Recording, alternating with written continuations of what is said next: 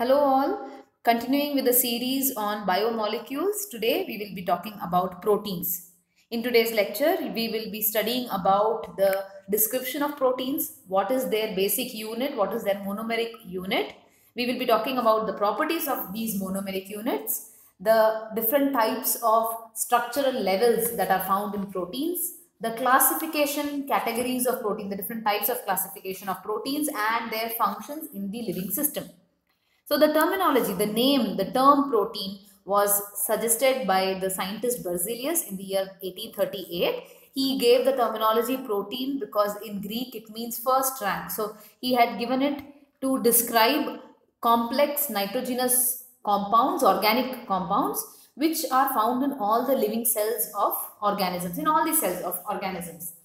We now know that these are biomolecules which comprise of the elements carbon, hydrogen, oxygen and nitrogen.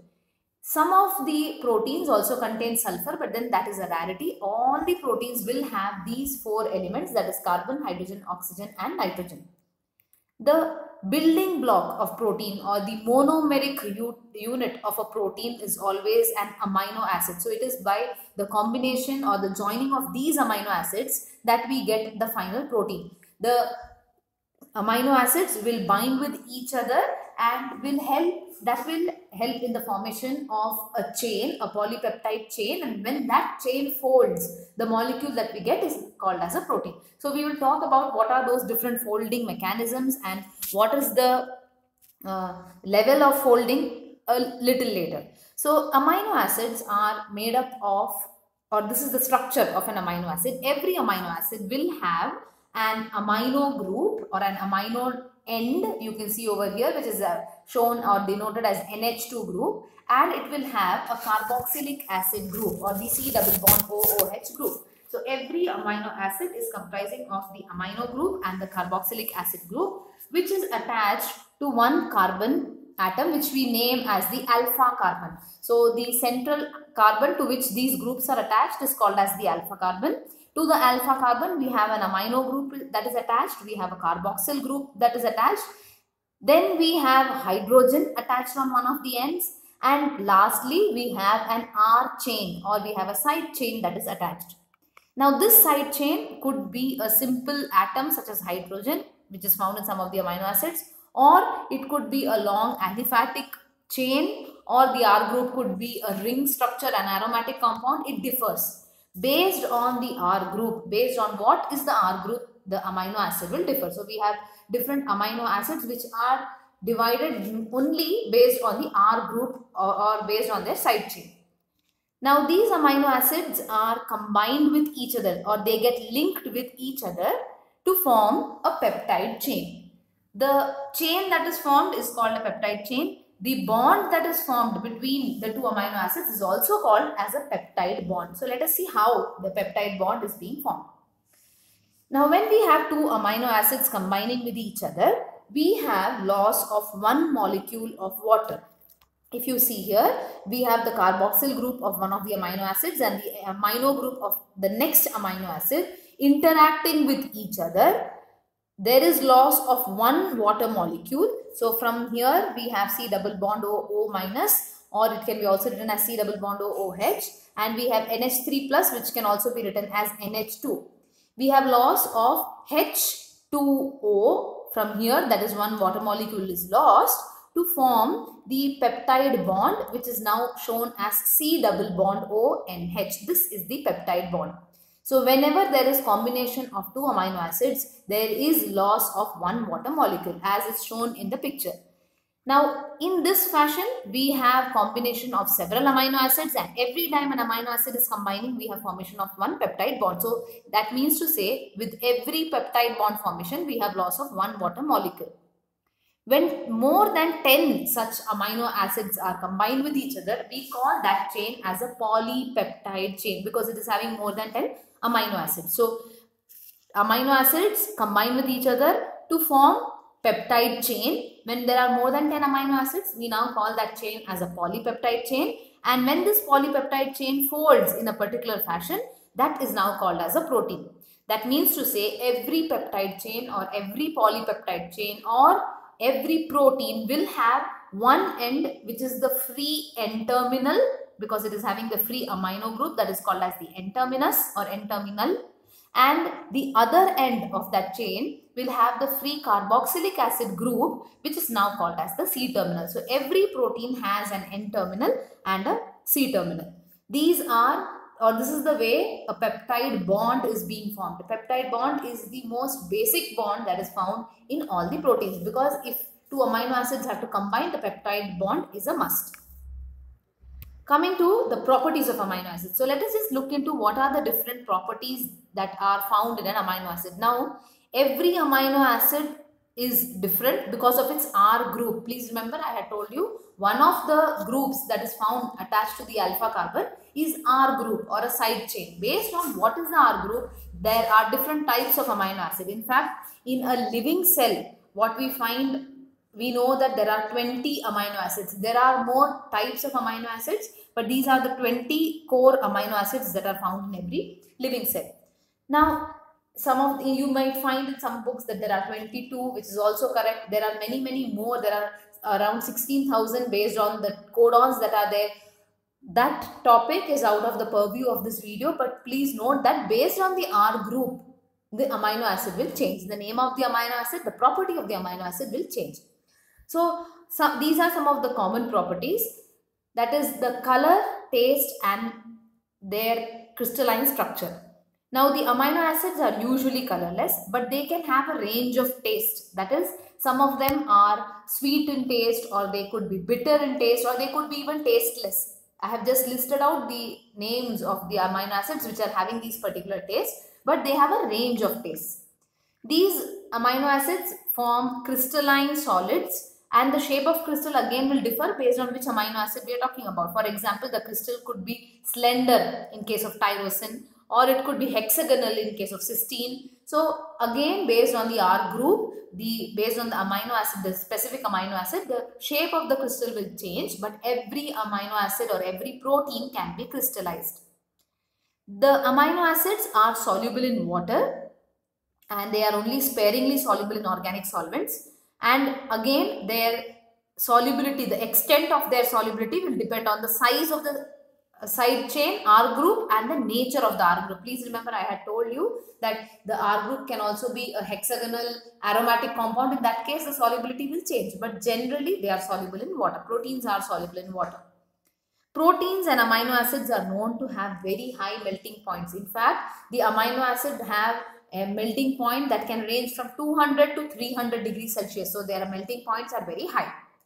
Amino acids are known to form Zwitter ions. Now, Zwitter ion is an entity wherein the same compound will have both positive and negatively charged group. So, an entity or a molecular state wherein there is a positively charged group and a negatively charged group in the same compound is called as a Zwitter ion. And amino acids exist as Zwitter ions in the solid phase. In fact, between the pH of 2.2 to 9.4, amino acids are known to exist as Zwitter ions. So, how is that possible? Now, that is possible because the amino acids have an amino group as well as a carboxylic acid group. There are two functional groups, amino and carboxylic acid. Now, because of this is the reason why they have the formation of Zwitter ion, or why they have amphiprotic properties, because the carboxylic acid group can get deprotonated. Deprotonated means it can lose hydrogen to become negatively charged. So it can occur, it can exist as C double bond OO minus. You can just see over here. This is where it has lost a hydrogen, or it has got deprotonated, and now the charge over here is negative, C double bond OO minus. And the alpha amino group can get protonated, or it can take up an extra hydrogen to form a positively charged ammonium group. So this is why this is what you call as a Zwitter ion, wherein there is both negative charge and positive charge in the same compound, or you cannot call it as a compound, in the same entity, that is called as a Zwitter ion. And because there is both positive and negative charge on the same molecule, hence it is having a net zero charge. This kind of a molecular state is called as Zwitter ion, and amino acids exist as Zwitter ions in the solid phase. As they are proteins, or because their size has to be measured, it is measured in Daltons, which is abbreviated as DA. And being proteins with a very big size, they form colloidal suspensions when mixed in the aqueous solution. I just told you that they are having both positively charged and negatively charged group, hence they have amphoteric properties. And coming to the last property, that is denaturation. Denaturation is the property or the phenomenon where the protein loses its biological activity, and this is brought about by certain agents. It could be a physical agent or a chemical agent. So when a protein is treated to very high shaking or very high heat treatment, or too much of pressure, or it is mixed with certain chemicals such as alcohol, acetone, or brought in contact with X-rays, when these agents are brought in contact with the protein loses its structure, and because it loses its structure, the protein is not able to function anymore, or it loses its biological activity. This loss of biological activity is known as denaturation. So the loss of biological activity happens due to the loss of structure. So what is this structure that we are talking about? Now when we say the structure of proteins, it refers to different levels in the protein structure. But before we get into the levels, how are these levels maintained, or how are these levels, or how is the structure of a protein stabilized? There are different bonds which are involved in this. Those are the ones I have listed out over here. So there are 5 types of bonds which play a very crucial role in maintaining the structure of a protein. The first one is peptide bond. Peptide bond is the principal linkage which is found in all the proteins. This is required because every time an amino acid combines with another amino acid, the bond that is found over there is called as a peptide bond. So peptide bond is the primary linkage that is found in all the proteins. The next type of bond that is seen only in some proteins is the disulfide bond. The disulfide bond is the bond that is formed between the sulfahydryl groups. So only those amino acids which have sulfur in them will show this kind of linkage. This linkage is a covalent bond between the sulfahydryl group of 2 different amino acids. So those amino acids which have sulfur in them are known to form the disulfide bond. Then we have the hydrogen bond. This is again a common linkage. Hydrogen bond is the interaction between hydrogen that is bound to one electronegative atom such as nitrogen or oxygen, and the hydrogen is sharing its electrons with another electronegative atom. I will repeat once again. Hydrogen bond is the bond which is formed between hydrogen that of one electronegative atom which is bound to one electronegative atom and another electronegative atom. So hydrogen and another electronegative atom such as oxygen or nitrogen, that bond formation is called as hydrogen bond. The fourth type of bond is a hydrophobic bond, which is a relatively strong bond wherein the R groups that are hydrophobic in nature, R groups which are attached to amino acids, are, if they are hydrophobic, then they will interact with each other, with the other hydrophobic groups, to form a bond that is called as hydrophobic bond. And the last one is an ionic bond. Ionic bond occurs when there is an interaction between ions of opposite charge or dissimilar charge. That is called as an ionic bond. So with the help of these 5 bonds, there are 4 structural levels of protein or 4 structural levels of organization. How much the protein is folding or how complex is the molecule, based on that we have 4 levels, that is primary, secondary, tertiary and quaternary. The primary structure is the basic sequence of amino acids in a polypeptide chain. So I have amino acids combining with each other. You can see over here, amino acids combine with each other to form a linear chain that is called as the primary level or the primary structure. And the bond that is involved over here is only of one type, which is peptide bond. So it is linking the alpha carboxyl group of one amino acid to the alpha amino group of the other amino acid, and that is now called as the primary structure. When this primary structure folds, you can see here, when the primary linkage or primary structure has folded, we get the secondary structure, and when the secondary structure folds further, we get the tertiary structure. So let us look at what are these structures and how are they maintained. Now the secondary structure is relatively stable. It is based on the arrangement of amino acid residues. So the amino acid residues are giving rise to different structural patterns. There are 2 structural patterns or 2 types of secondary structures. The first one is the alpha helix. Now the alpha helix is formed when the polypeptide chain is wound around an imaginary axis, or it is twisted around, it is coiled around an imaginary axis to form a spiral structure or a spiral conformation that is called as the alpha helix. And the alpha helix is formed with the help of intramolecular hydrogen bonding, which means in the same molecule, intramolecular bonding, there is hydrogen bonding taking place between the same molecule, due to which it is winding around an imaginary axis. An example for this kind of alpha helical structure is keratin. The second type of secondary structure is beta pleated sheet. Now in a beta pleated sheet, there is intermolecular hydrogen bonding, which means I have two different peptide chains interacting with each other. These chains are aligned side by side. So you can see over here, they are aligned side by side, and there when they are having intermolecular hydrogen bonding from one chain to the other chain, that is called as a beta pleated sheet. Here again, based on whether the intermolecular hydrogen bonding or what type it is, we have two different categories: parallel beta pleated sheet and anti-parallel beta pleated sheet.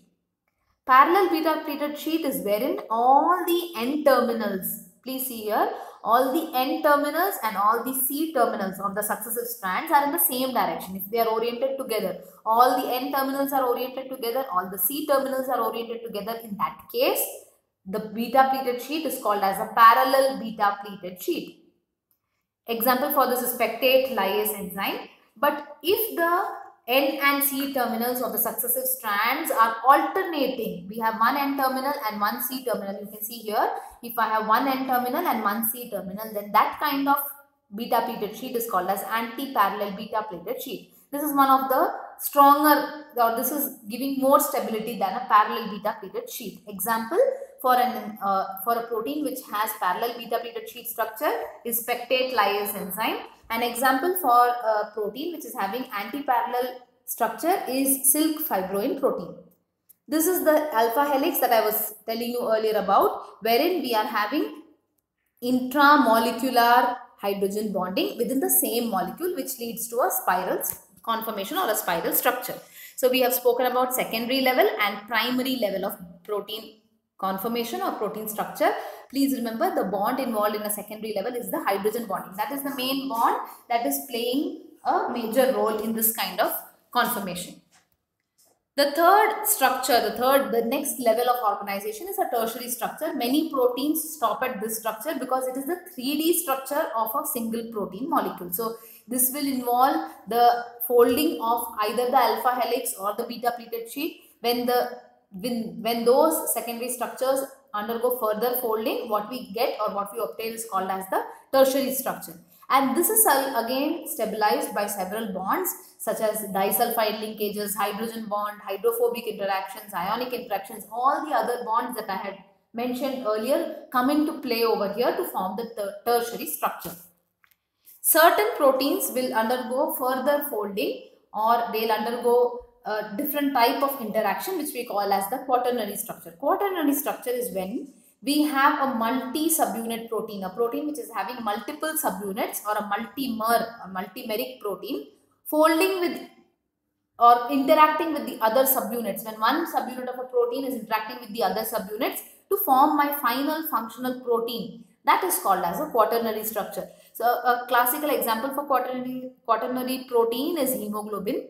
So that is the oxygen carrying protein in the blood. It has 4 polypeptide chains and 4 heme groups, heme prosthetic groups. When all of this interact together, then what we obtain, that is called as the quaternary structure. So here again we have the same interactions, that is disulfide bonds, we have hydrophobic linkages, ionic interactions, which are helping in the final 3D structure of a multi-subunit protein. So these are the 4 structural levels of organization of a protein. There are other secondary structures as well, like triple helix, which is found in collagen, or we have alpha keratin, where again we have 3 helical strands that are wrapping together to form a super helix. But I will not get into the details of that. These are the basic 4 levels of organization. Okay, the next thing we need to know is the classification of proteins. So classification of proteins is based on 2 different criteria. The first one being the chemical composition and the second one being the shape of that particular protein. Based on the chemical composition, we can have simple, conjugated and derived proteins, and based on the shape, we have globular and fibrous proteins. Now, simple proteins are those which when hydrolyzed yield only amino acids. They don't have any other group with them. If you break them down, they are only made up of amino acids, and we have 7 groups under this. The first one are albumins. Albumins are those proteins which are examples of these are milk, or in milk you find lactoalbumin, and we have serum albumin which is found in blood.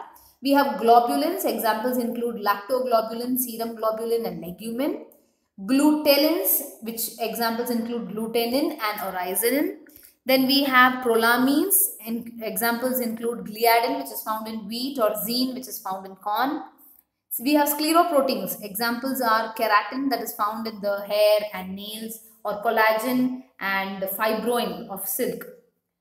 The sixth one are histones. Examples include H1, H2A, H2B, H1A, H1B, and last category are protamines. Examples are salmon, which is found in the salmon fish, and stearine, which is found in the sturgeon fish. Now, all of these are, I haven't told what they are based on. The division of these simple proteins is based on their solubility. What are they soluble in? How soluble are they in acids and alkalis? Based on that, we have divided them into 7 types. Those are albumin, globulin, glutellin, prolamines, scleroproteins, histones and protamines. The next group of proteins are conjugated proteins. Conjugated proteins are those which when hydrolyzed yield a protein group or amino acids along with a non-protein component which we call as the prosthetic group. So those proteins which are comprised of amino acids and a non-protein prosthetic group, such combined proteins or such proteins are called as conjugated proteins. Conjugated proteins are again of different types based on what are they conjugating with, what are they combining with, or what is their prosthetic group. Based on that, we again have different types of conjugated proteins. The first one being nucleoproteins. Nucleoproteins are proteins which are having nucleic acid as their conjugated group or as their prosthetic group. Examples are when the nucleohistones, or when we have histones combined with DNA. So the DNA is acting as the conjugated group. Those kind of proteins are called as nucleoproteins. So nucleoproteins have nucleic acid as their prosthetic group. Another examples are protamines, which are found in association with nucleic acids. Then we have second group, that is glycoprotein. Glycoprotein or mucoproteins are those which have carbohydrates as their prosthetic group. So the protein is associated with a carbohydrate or a mucopolysaccharide. Example, hyaluronic acid or chondroitin is some of the examples which can get associated with proteins. An example of such a protein is FSH or follicle stimulating hormone. Then we have phosphoprotein, which is the next type. Phosphoprotein is where we have the protein getting conjugated with the phosphate group. Example is, or the example of a phosphoprotein is casein, which is found in milk, or vitellin, which is found in eggs.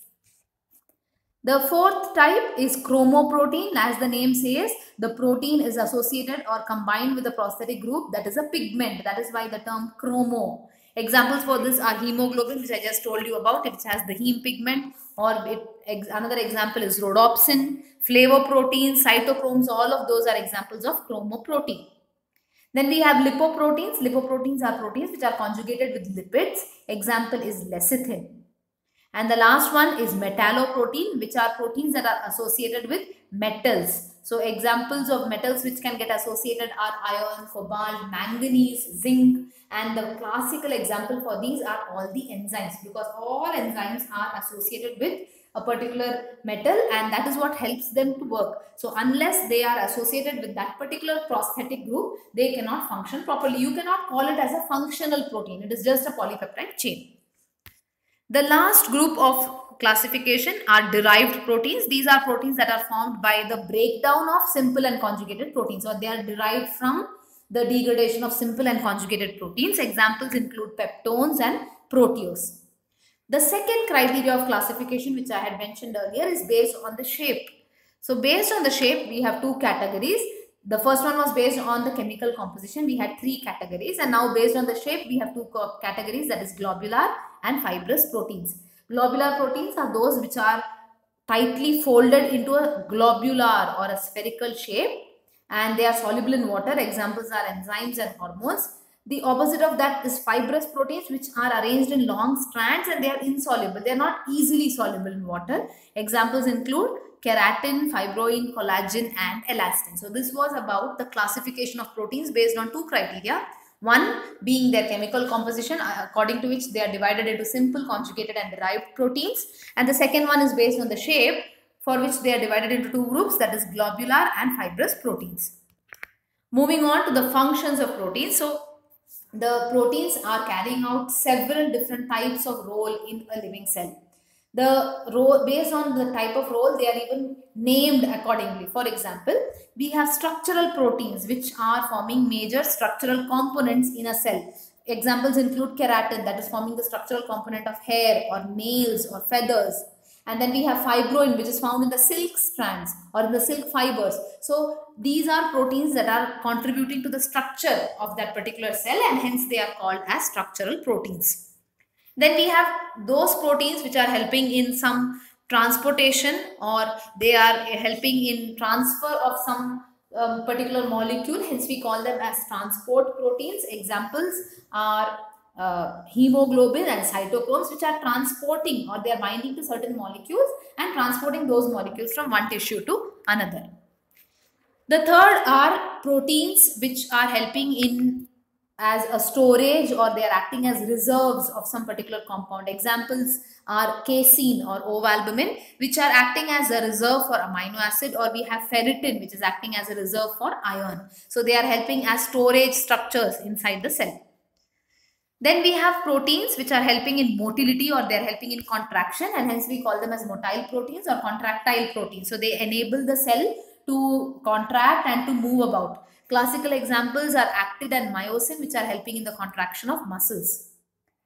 We have proteins which are helping in catalysis, or which are helping in carrying out reactions in the cell. They are catalyzing reactions in the cell. Examples are all the enzymes. Most of the enzymes are made up of proteins. Then we have proteins which are protective in function, so they can be called as defense proteins or protective proteins. Examples include antibodies in the cell, or fibrinogen proteins which are found in the snake venom. These are helping the organisms to defend themselves against invasion. And the last function of proteins is when they are regulatory in function, when they are helping in the regulation of cellular activities. Under this we have several hormones such as TSH or even ACTH. So these are some of the functions of proteins. What we have studied about in today's lecture is the monomeric structure of a protein, or the monomer of every protein, which is an amino acid. We spoke about the different properties of an amino acid and the classification of the proteins. Based on two criteria, we have classified proteins. One was based on the chemical composition. We divided into simple, conjugated and derived proteins, and based on the shape, we spoke about globular and fibrous proteins. Then we moved on to study the functions of the proteins. Based on functions, again we have 6 to 7 types of functions or roles that are played by a protein in a living cell. This is the brief interpretation or the brief description of the structure, function and classification of proteins. If you have any doubts, you can definitely get back to me. Thank you all.